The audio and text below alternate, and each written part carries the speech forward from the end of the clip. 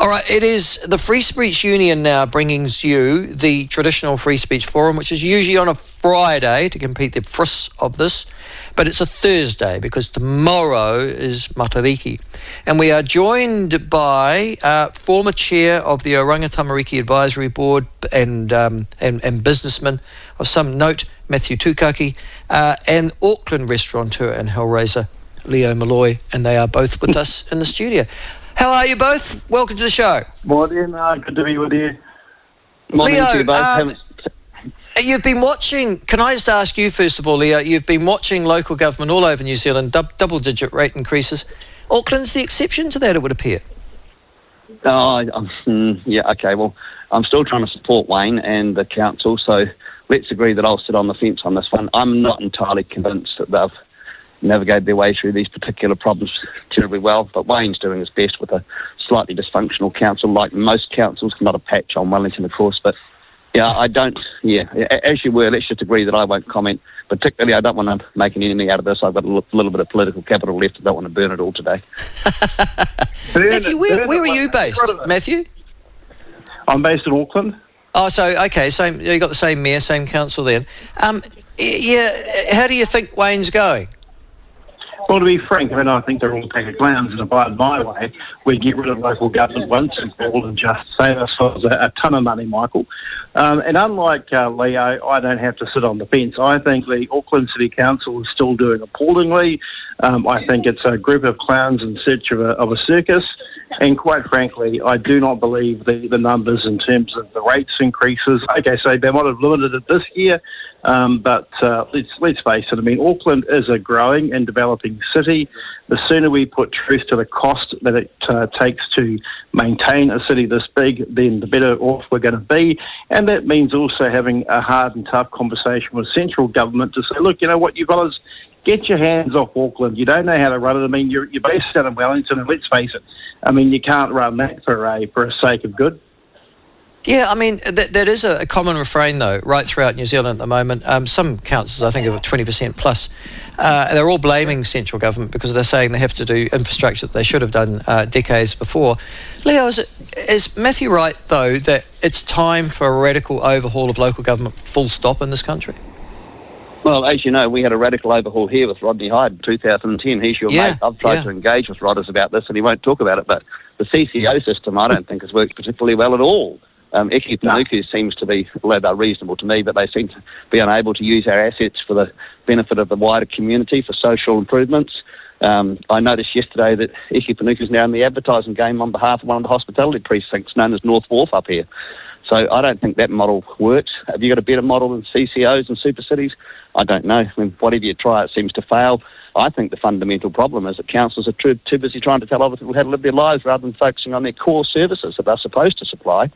But they have these grandiose ideas. I see Wayne got himself involved in that power pylon falling over up in North Auckland area, and it's not really his business to do that. And the other problem Auckland's got, of course, is we have a culture here of finding reasons not to do things, and that's where democracy comes undone. When you've got all these councillors, 20 but plus a couple of Māori statutory voters, and it doesn't enable the city to add value to assets and to make people's lives better. All right. Now, both of you, there was a suggestion from the mainstream media this week that there are cracks in the coalition government. I think they've been looking for them deliberately. It was to do with the COVID inquiry and the sort of compromise that's been cobbled together there. Are they hanging together pretty well in your view, Matthew, or is this the start of the end? Oh, look, I think the start of the end came when Winston Peters took the first 18 months of the Deputy Prime Ministership. I cannot see in any reality where he's going to allow David Seymour to ascend officially to be Deputy Prime Minister. I just think that's a fait accompli. You think he's going to stop him? He's going to say at 18 months, sorry, David, just stay there. I'm not leaving this office. No, I just think Winston will walk away. He'll set writing on the wall. He'll find a reason to get out, and like he has done in the past, he'll just conveniently walk away, and that'll leave the coalition hanging. Although, based on the latest mainstream polls, I guess, the opposition still don't have the numbers anyway to govern. But look, at the end of the day, it's politics 101. There'll always be disagreements. There'll always be somebody who doesn't like the other bloke or the other lady or whatever the hell they call them these days. And at the end of the day, I just think New Zealanders are sick and tired of all the antics. What do you think, Leo? Do you agree with that, or do you think that this is inevitable that these people should combust? This is a mature, sophisticated coalition agreement, well thought out and well controlled, manipulated by Christopher Luxon. I think Winston's got every right to do what he's done. That's in the coalition agreement. I totally agree with the rationale behind it with regard to a phase 2 of the COVID inquiry, because phase 2 was clearly just an exercise in sanitisation, putting lipstick on a pig. Well, hopefully that'll be dealt with by virtue of the way Shane Jones and Winston are going to frame phase 2. I ran into Shane Jones the other day casually, and we were talking about what they're doing. They're proving to be particularly good members and constructive members of the coalition. I can tell you, Shane Jones is full of good ideas, and I think he's going to turn the resource base of this economy around single-handedly, and Winston's doing it with him. So you won't hear me criticising them. I think they're doing remarkably well. And as for Matthew's comments about Seymour's got the best part of the runway. The last 18 months of being Prime or Deputy Prime Minister, and occasionally being Prime Minister standing in. He's going to get all the exposure and all the media leading into the next election. So I can't see a single fault in the arrangement. Yeah, I guess it's working for them at the moment, isn't it? You're looking at the last poll, the One News Varian poll this week, Matthew and Leo. National up 2, Act steady, New Zealand First up. They're all above 5%, 6%. Why would you get away with that when you've got a pretty good chance on the basis of this poll, Matthew, of repeating that at the next election? I think we're being a bit naive here. I think, and look, I like Leo, but I think the naivety of what's going on is. I do. I've got a lot of time for Leo. In fact, I would have backed him for Auckland Mayor if he had to stay the course. But the thing is, we're very early on in the coalition at the moment.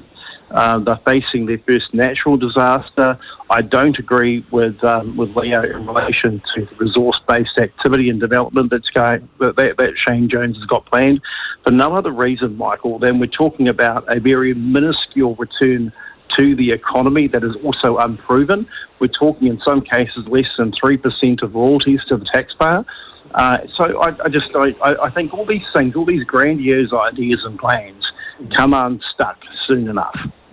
All right, now, just on something else we've just talked this morning, and obviously the events of the last 24 hours have been the sentencing of Lauren Dickerson and the tragedy that there has been there.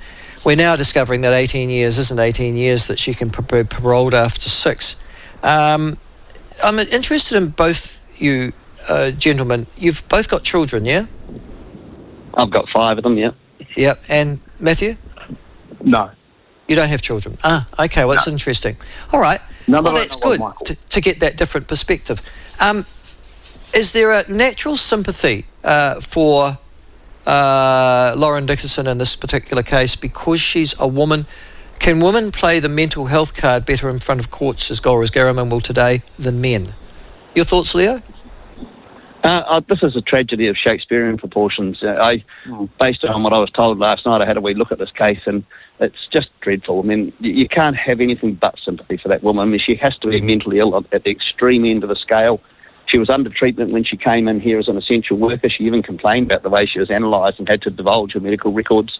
She had a child with an issue. It's just such a tragic tale. And in the context of other offenders and other people getting life sentences that mean life, once she's dealt with her mental health issues, if she deals with them, you'd like to think she'd get another job opportunity somewhere. I do note that her husband's gone back to South Africa, but you'd like to think somehow, somewhere, there'll be another life that she'll be able to live in a meaningful, useful way, because there was nothing rational, nothing premeditated about what she did.